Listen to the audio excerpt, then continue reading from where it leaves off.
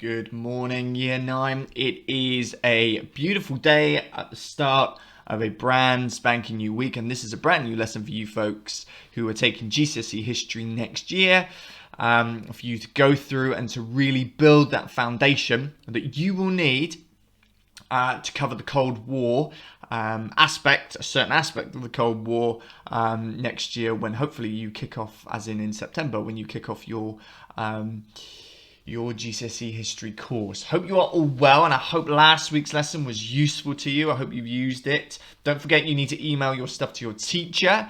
Whoever your history teacher is, make sure that you sort of ping over what you have done to them, so that you get the recognition that you deserve more than anything else. Okay, you will need, so don't want to patronize you too much, but you will need the following. You will need a pen, you will need a bit of paper, a couple of bits of paper might be good, or whatever, a notepad, whatever you're working on, or a book maybe. And remember, you need to keep this work safe, because it will be useful to you next year. Remember, we're building that foundation of knowledge that you will need come September, all being well. All right, so make sure, pause the video, and make sure you've got those things in front of you before we crack on. Okay, we're going to kick off now, Year 9. This is a picture, and I want you to start thinking about what this might be. Any ideas that you might have. So, pause the video and jot down some ideas, and I'll be back in about 5.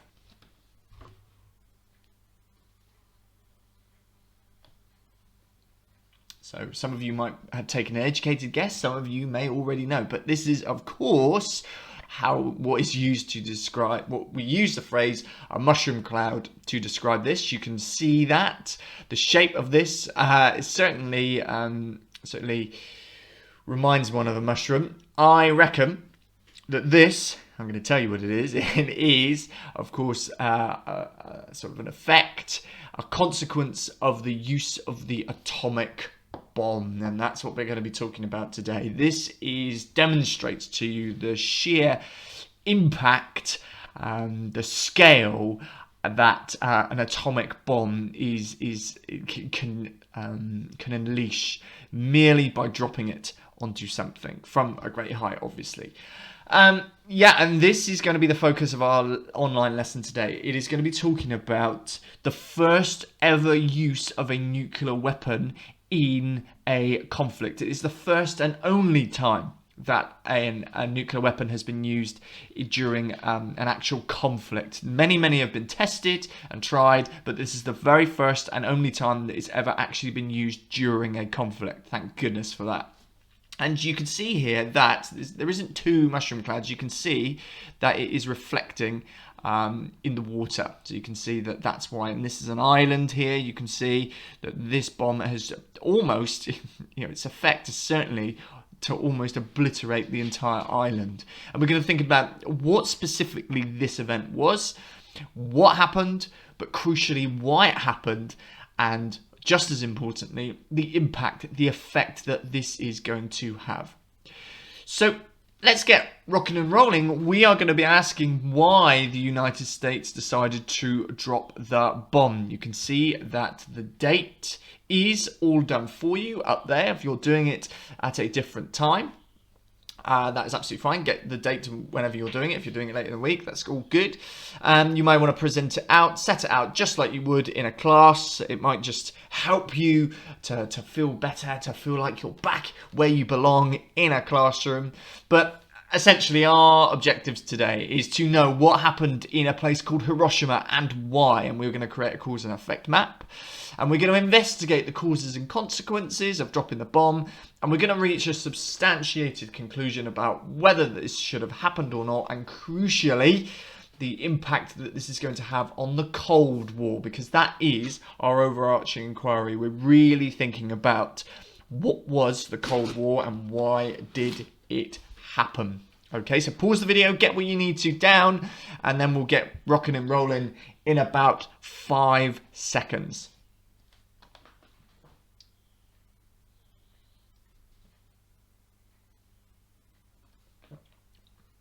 Okie doke then. Right.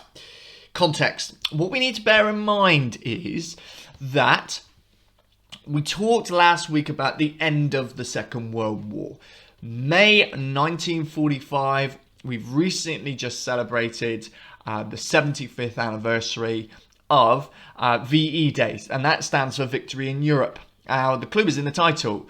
In May 1945, there is victory in Europe. So the war is over in Europe. So that's sort of British, American and French, the Allied war conflict with Germany, Nazi Germany, is over by this point.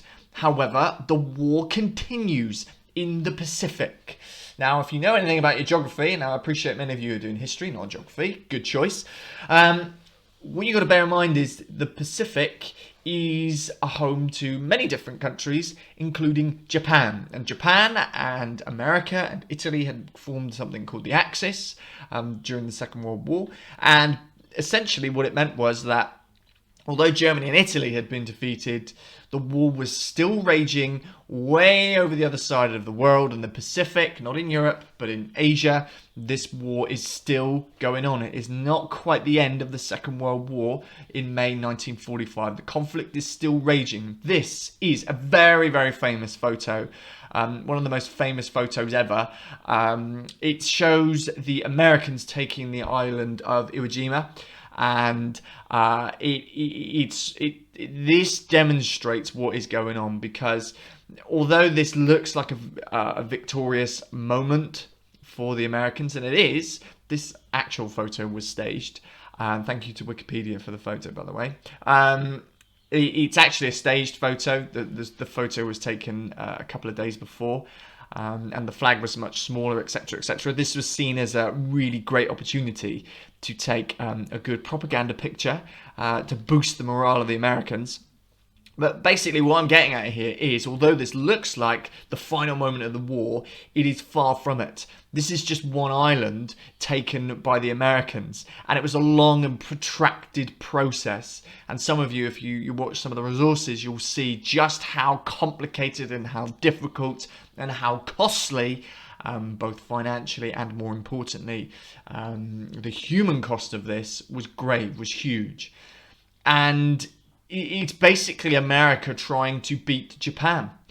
And what we got to think about here is this context is absolutely essential to our understanding, to our thinking about why the United States chooses to use the very, very first atomic bomb in August 1945, just months after, just weeks in fact, after victory in Europe. America decides to do this, and we've got to think now about why.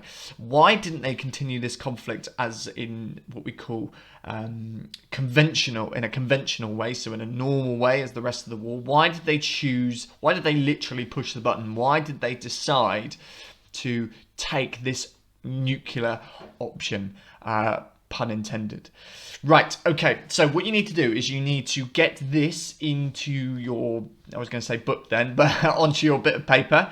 You want, I'd turn it landscape maybe, or something like that. You basically want one column for causes and one column for effects. You need space to be able to write in this bit here and this bit here. We're going to come to this challenge in just a moment. You don't need to write any of that down, but I would do it like this. So write down causes, atomic bomb, and effects, just so you can illustrate.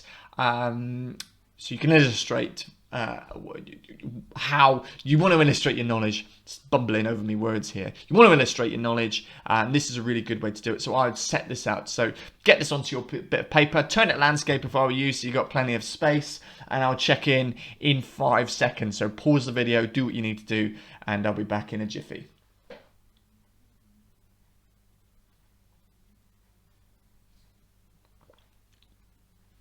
Righty. Now, you will notice that in the description and on ePraise there are a whole series of videos. What you need to do is you need to look at these videos and you want to start to build a picture about why the United States chose to drop this bomb. The answers are all basically in the video. You just need to watch it and try and work out, right, what is going on in this video, and crucially, why would that contribute to the United States wanting to drop an atomic bomb on Japan? All right, so you want to think about things like what was America doing in the run-up to 1945? Is this idea of a nuclear bomb anything new? And also, what is Japan doing? That might be something you want to think about as well. So you want to, there's one done for you, so that will help you. So I believe it's the first 2 videos that will help you with this. Now you'll notice there is also another link to a video on YouTube that is at the bottom. You do not have to watch that. It's about 55 minutes long, I think, nearly an hour. It's a fantastic documentary. It is brilliant. It's showing. It really vividly illustrates to you what the war was like in the Pacific and what happened when they dropped the bomb on Japan. You do not have to use that if you don't want to. You can just stick with the sort of short 4-minute videos. But you will notice there are 2 videos, I think, for causes, and you might want to watch the longer video as well. So watch those videos and jot down the causes, and I'll go through the causes in a moment. Now, your challenge, this is not mentioned in the videos, but this is to push you to think just that little bit bigger.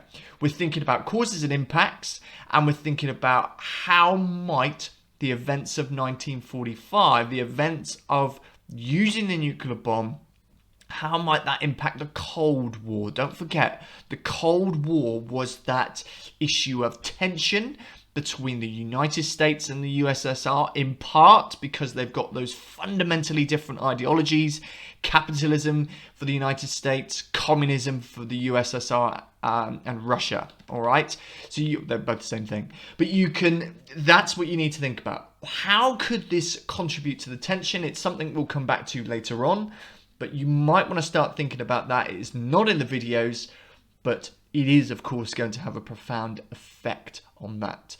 So pause this video, watch the other 2 videos, fill in your causes column, and I will check back with you in just a moment. So pause this video now.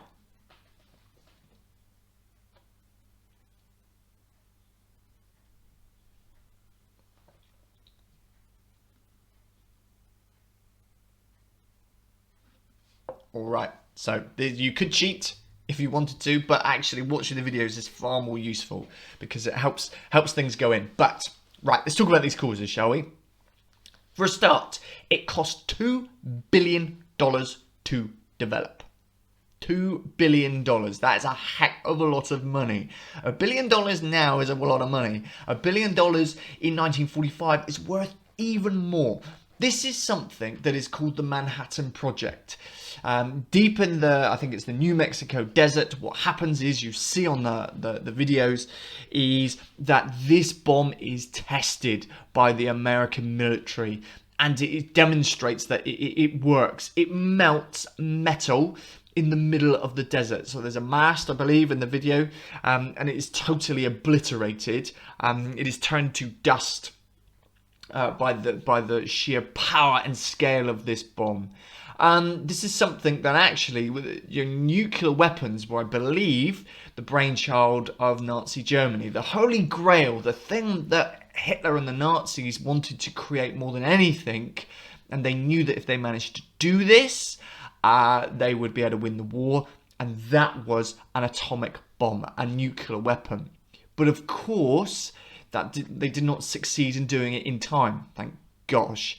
So actually, what is really interesting is once America and Russia defeated Germany, the one commodity, the one thing that they wanted more than anything else was actually, it wasn't money from Germany, it wasn't sort of stuff. It was, funny enough, it was scientists. What there was is, as America and as Russia are sandwiching at Germany when they're marching in, they actually wanted Russian scientists more than anything else. And what they would do is they would effectively kidnap German scientists. I might have said Russian, I don't know. But they would effectively kidnap German scientists who had been working on the Nazi project to construct this nuclear bomb, and they took them back to their respective countries and tried to create it. And it was America that was ahead of the game with this. They were the ones that took many of the top scientists in Germany who were the masterminds behind this idea, and then they were taken to America, and they were basically instructed to create this bomb, and they did so. And in 1945, they managed to test it effectively. This is something that took years and of planning, of scientific experimentation, and money to develop. And why is that going to make them drop it? Well, number one, they are able to use this bomb. And if you spent $2 billion on something and you've put so much work and so much emphasis on creating, you'd probably want to use it. It's just like you spend, I don't know, a load of money on Nike Airs, for example, is the example I often use. You don't want to just look at them in the box. You want to wear them and you want to show how swag you are. So once it is successfully tested in New Mexico in 1940, beg your pardon, is that right? I'm not sure that that's right, but it might be. Check in the video.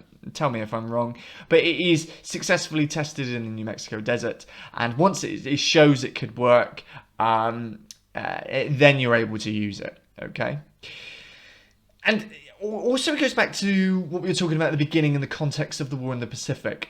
Now, if you know your geography, Japan is an interesting country because it is actually made up of many, many, many different islands.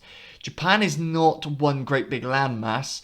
It is sort of many different islands put together. And that means, crucially, if you want to conquer Japan, you have to take each and every one of those islands. And if you watch that the World War II in colour video, that over half of the video is showing that war in the Pacific. You can see how the whole idea of invading all of these different islands is in practice very, very difficult. And what could easily happen is America could be drawn into a very long, very destructive war, a very long and very protracted war that is complicated and that could cost the lives of hundreds of thousands of American troops. They reckon 250,000 US troops alone would die as a result of this. And Japan are very, very good at their fighting. They were doing what they call island hopping methods. So what they do is the troops would fight to the bitter end on one island and then hop over to another island, and then America would have to start all over again. So it could be very, very complicated and devastating to America. And as time goes on, the American people could easily stop supporting this war, and you could easily lose a heck of a lot of lives. Not to mention the number of Japanese soldiers and Japanese troops and civilians who would die as a result of this. And here you can see that the Japanese refused to surrender. Japanese fighting techniques are really quite fascinating. You might have heard of something called a kamikaze mission. A kamikaze mission originates from this sort of Japanese, or certainly was common, don't know if it originates, I need to be careful, but it certainly was a common practice amongst Japanese soldiers. And that basically meant what you do is you sacrifice yourself to kill as many as the enemy as possible. So, for example, when they attacked Pearl Harbor and drew America into the war, what happened was they would take planes and they would sort of fly the planes directly into the ships and directly into American cruisers on the sea to absolutely destroy them. However, of course, you destroy the plane and you kill yourself in the process. So, and the Japanese, they were gearing up.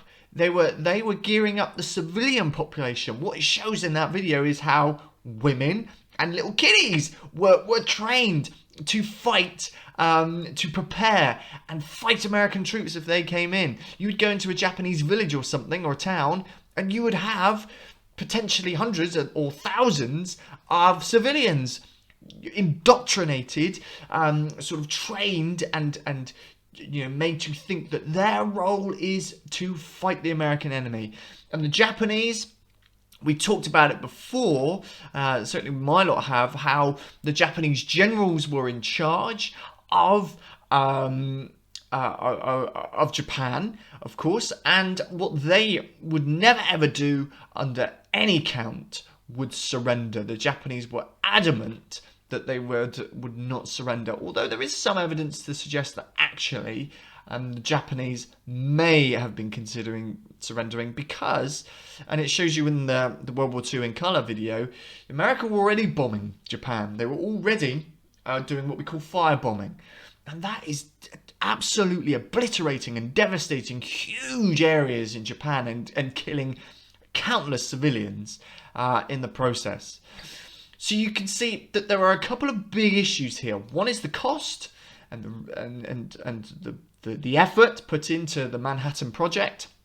And the second is the possibility the Americans balked at the idea of thinking, ugh, I don't like the idea of launching a full-scale invasion. So that is your causes. So now what I want you to do is go to your effects bit. We'll talk about how it impacts the Cold War in just a moment and later on, don't worry.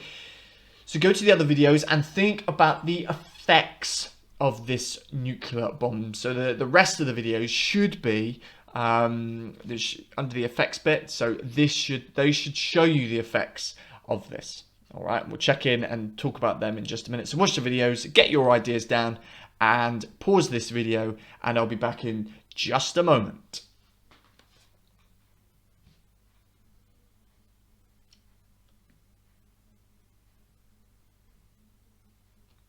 All right, so these are some of the effects, I think. So instantly you can see in the videos, it shows you in one of those videos the sort of science behind it, how basically it causes a nuclear reaction. It releases uranium, and a nuclear bomb is, the science behind it is basically you're breaking up atoms.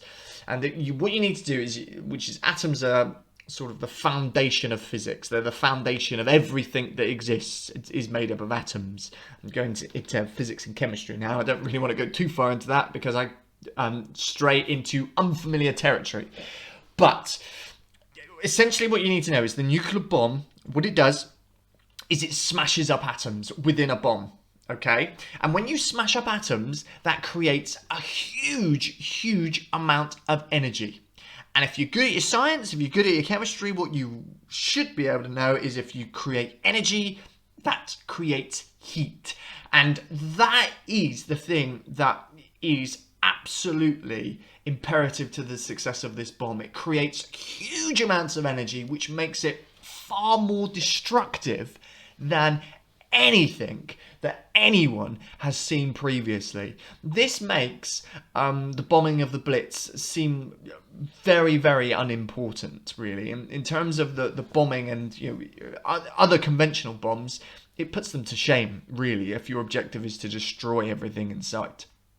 So this instantly resulted in the destruction of Hiroshima and Nagasaki, both two important areas strategically for the Americans to destroy, particularly Hiroshima, because that was important for the Japanese military. And it totally obliterated them. It flattened huge areas of the city, were just reduced to rubble instantaneously.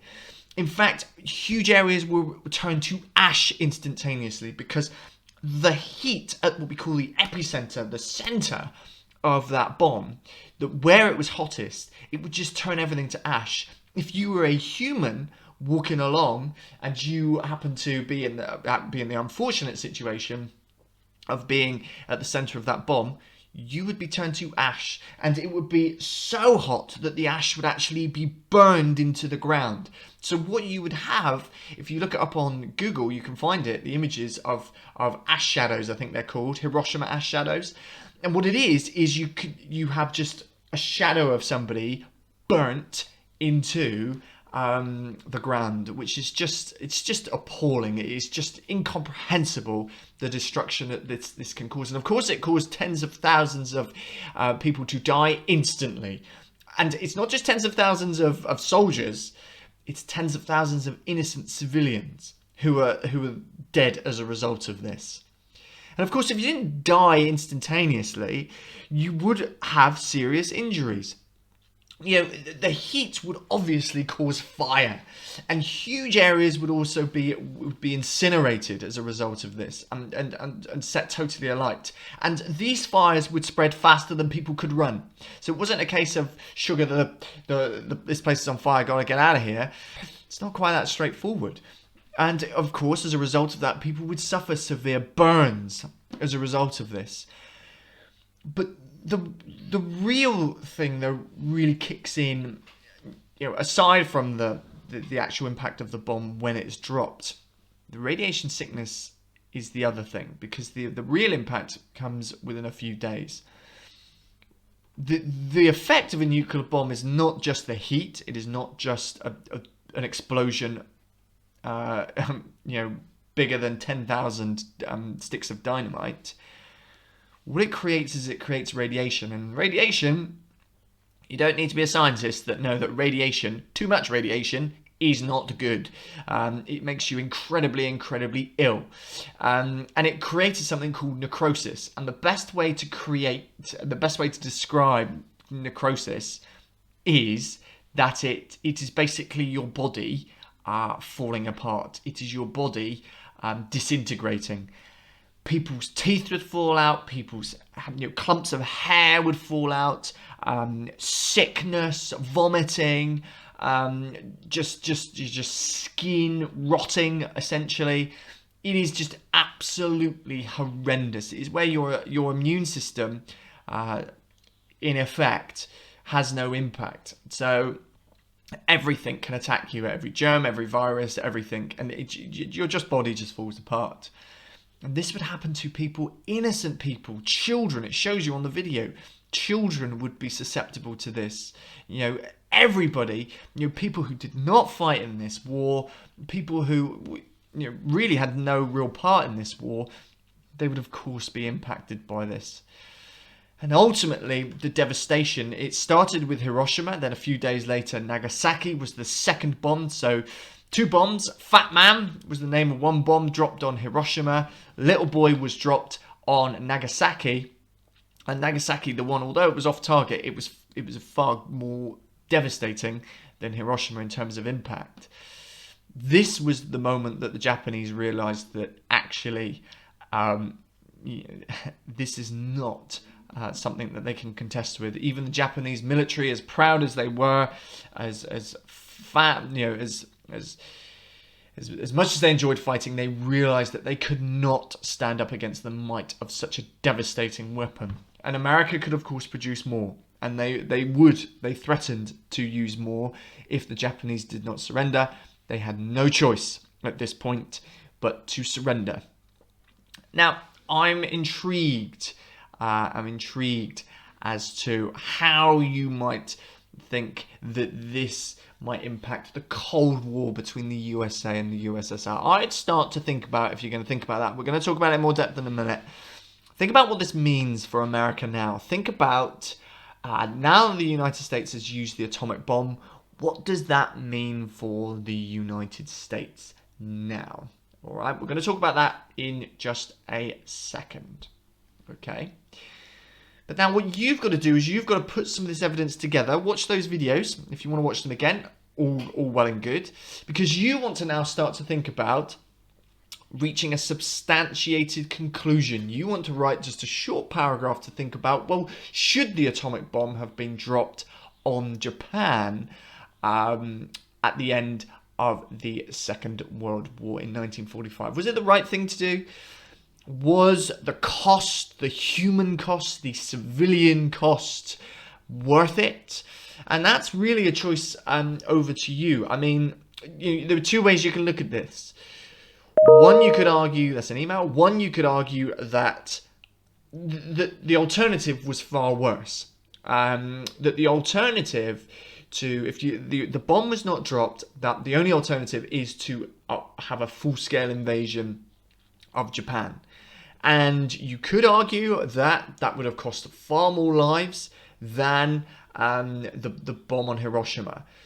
You could argue that the Japanese, on the face of it, were showing no willingness to compromise, no willingness to give up, in this war against the United States. You could also argue that, I mean, I appreciate that you don't know this context, but the Japanese military were incredibly cruel, nasty in their treatment of the Chinese, for example, of American prisoners of war. So they'd taken, during the war in the Pacific, Japan had taken prisoners of war.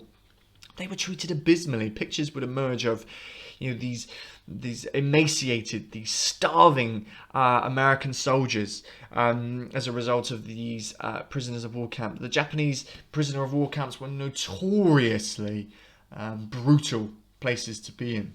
And this, of course, meant that many people in America hated the Japanese.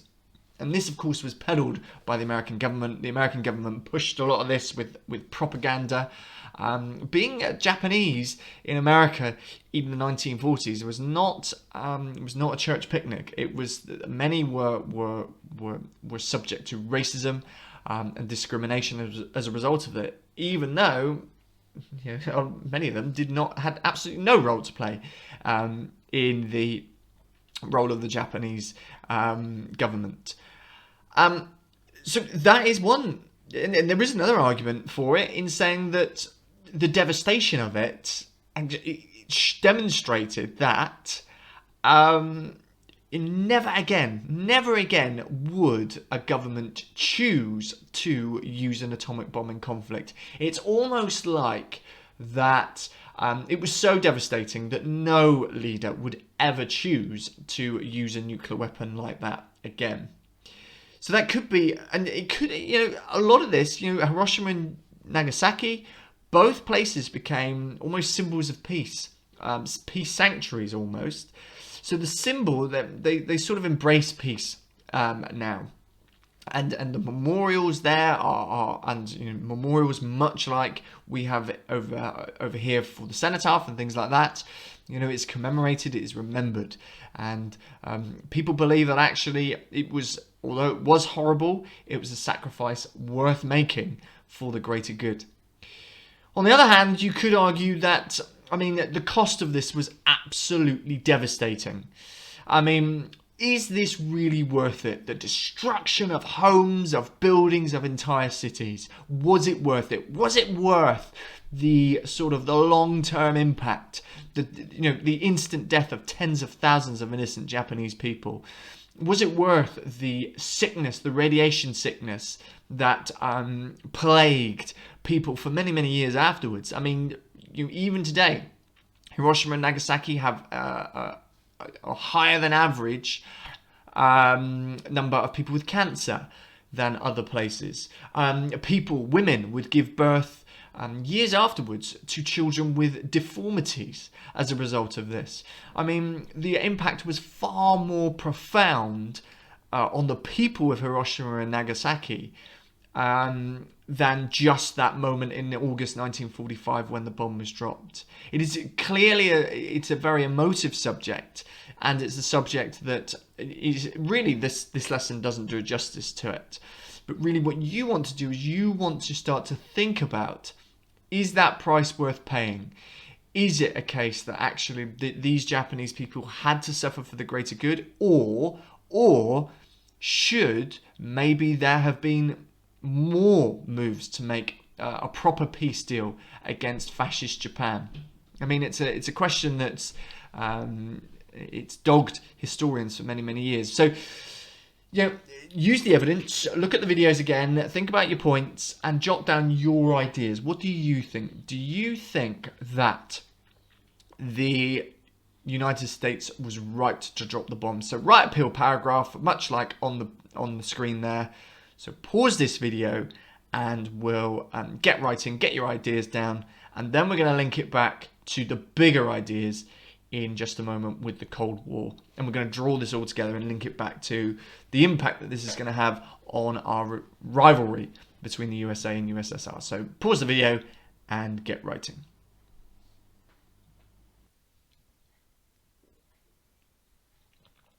Okay, right, so you should have jotted down those ideas. There's no right or wrong, don't forget. As long as you've got the evidence to substantiate it and you've got that decent explanation, that's all good. Okay, so let us really try and bring this all together now by thinking about this little section here.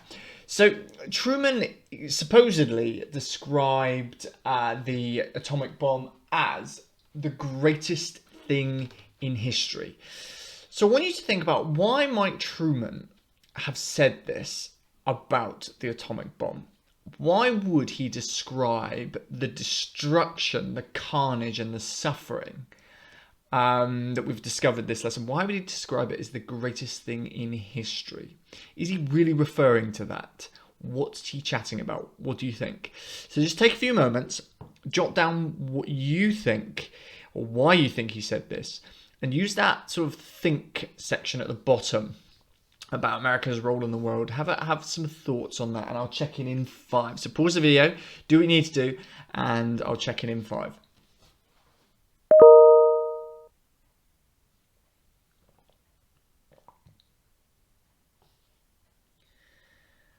And yes, that was my email buzzing, beeping, just in case anybody was wondering what that was. Okay.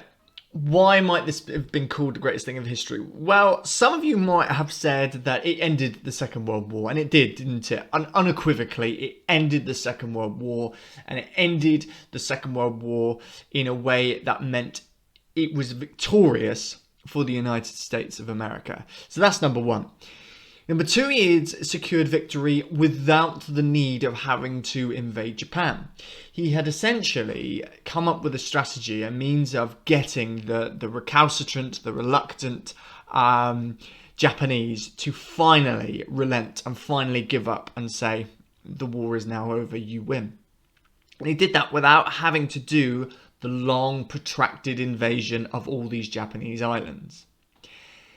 But I think it goes deeper than that, and this links to the Cold War, as I've been pushing some of you to think about earlier on. Essentially, what does it mean for America now? What does it mean for America now that it has used the atomic bomb, and the whole world now can see the absolute carnage and destruction that this can cause? Well, there's a couple of things that it demonstrates, really. Number 1, America is now unequivocally the most powerful country in the world by August 1945. Undoubtedly. What Truman has now done is he has used a weapon of mass destruction, one that can wipe out towns, cities, entire nations in seconds. They can be vaporized. That means that nobody is going to dare challenge the supremacy of the United States on the world stage. Who would be mad enough to declare war on the United States if they had such a terrifying weapon at their disposal? Now, you might now be starting to make the link. Who is going to be bothered by America's supremacy in the world? Well, hopefully you're thinking about the USSR and you're thinking about Russia. The USSR is now going to be incredibly jealous. It is going to be incredibly envious of the United States. And I think you might be able to work out, well, actually, what might the Russia want now? Well, it's going to want a nuclear weapon of its own, isn't it? It's going to want an atomic weapon of its own. And that's basically what the USSR does. It sets up the Erasmus program.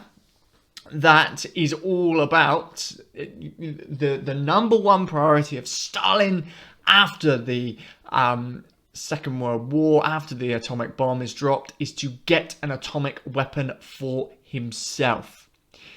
It transforms that Cold War relationship, doesn't it, between 2 allies to 2 very suspicious sort of enemies now, isn't it? You know, Truman and Stalin, the idea was that they were supposed to fight together to take Japan. Stalin, Russia was only just next door to the end of Russia, the eastern end of Russia, was only across the water from Japan. Russia wanted islands over in Japan, and this had negated their role in the Second World War, or in the war in the Pacific. You know, Russia had mobilized all these troops ready to go in an attack, And Truman had left them totally obsolete and had meant that nobody needed to use the USSR. The USA had done it all on their own without Stalin's help. Not particularly happy. And Truman said absolutely nothing about the bomb. Supposedly at the Potsdam conference that is shown in the video, Truman mentioned casually to Stalin how we've got this weapon that is going to end the war with Japan. And it's a great weapon, it's a great thing. Sound like Donald Trump now, but you get the idea. And Stalin supposedly, what happened was he said, well, I wished him well in the war against Japan. I hope it's effective. I hope it works. But as soon as Stalin had heard that, he knew exactly what Truman was referring to, even though he never explicitly said, we've got a nuclear bomb. And of course, Stalin, they were supposed to be fighting on the same side in the Second World War, and he felt betrayed. He felt like that actually the United States, their wartime ally, had gone behind their back, and Stalin is a deeply suspicious man at the best of times. So this is going to heighten that suspicion. So that in part demonstrates this change that we talked about last week. We've got the cordial relationship here, the friendly relationship here to here. Truman is the new man at the top, a man who hates communism, who is suspicious of communism, and a man who is not prepared to work with Stalin, a man who ordered the use of the nuclear bomb against Japan. This then transformed the role, the position of the United States. The United States was now the most powerful country in the world. Stalin over here is suspicious. He is untrustworthy of the United States. Why didn't Truman tell me? And that means he desperately wants to get his own nuclear bomb. He manages to do so. About 4 years later in 1949, he manages to achieve it. After a heck of a lot of work and a lot of money, he manages to achieve it. But essentially what it does is it deteriorates that relationship. The relationship that we talked about last lesson about them being friendly, now they are not friendly. It is far more than demonstrating the power of the United States, though. You can link it back to these ideologies. It is capitalism, the ideology of the United States and Western Europe, that has created the nuclear bomb. It is capitalism that has ended the Second World War. It is capitalism that is now supreme. It is the supreme superpower across the entire world. It is communism, therefore, that is now behind. Communism hasn't come up with a nuclear bomb. Communism is now way behind capitalism when it comes to fighting warfare. And it is therefore not superior. So it is that, isn't it? It links back to those ideologies. Truman has made not only the United States, but capitalism the preeminent, the most important ideology and successful ideology in the world. And what it has done is, rather than ending the war, yes, it has ended the Second World War, but what it has done is it has stoked the fuels of a new era of conflict and tension in the world, and that is the Cold War. So that is the big thing that you need to take away. Yes, it is devastating for the Japanese people, and yes, this lesson has not, by any stretch of the imagination, done justice to the incredible suffering of the people, the civilians in Hiroshima and Nagasaki. But what we're really interested in is, in our context of these lessons, is to think about how that deteriorated the relationship between those superpowers, particularly between these two, the United States and the USSR. All right? So that is your lesson. And that is an idea that we're going to latch onto next week. And we're going to take these ideas further. And we're going to be marching on with our work on the Cold War. It is a new chapter in the Cold War, but there are other things going on in the background after 1945 that is going to make this relationship deteriorate even further than before. So I hope this has been useful. Don't forget, get everything you need down. You can rewatch this. You can rewatch the videos at your leisure. You do not need to watch the World War II in colour, but it is fantastic, particularly for showing you the difficulty of the invasion of Japan. Don't forget, email your work to your teacher, whoever that might be. It's really cool to see you guys You've got your special group on eBraze now. You are the elite, so to speak. So please make sure that you send that through so you get the recognition that you thoroughly deserve.